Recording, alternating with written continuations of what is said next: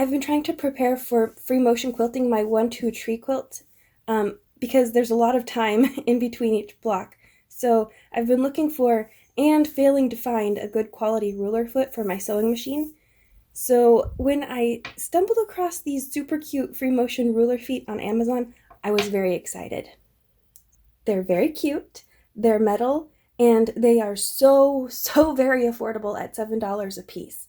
There are 3 shank options in the product listing, and I'm going to be honest, I had no idea what a shank was, so I googled my machine, Singer Patchwork, and found out that it's a low shank machine. Then, the problem is there isn't a low shank option listed for this product. So there's a high presser foot, a middle presser foot, and a notched presser foot. Anyway, long story short, I ended up getting both of these.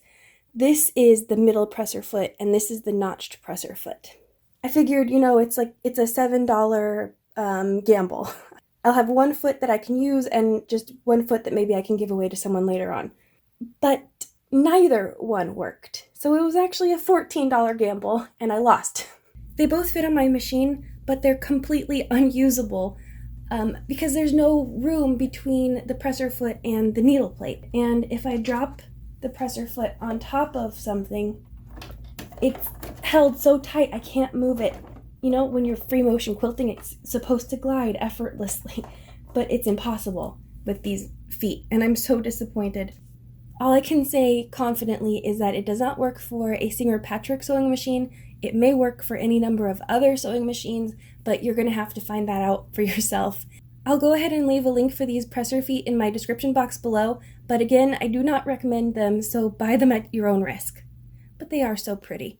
So I'm still on the hunt for a free motion ruler foot for my machine. If you know of a good place to get one, will you let me know? Because I'm tired of looking and I need help. Anyway, if you found this review helpful, please leave me a like or a comment down below, and I'll see you again real soon. Bye!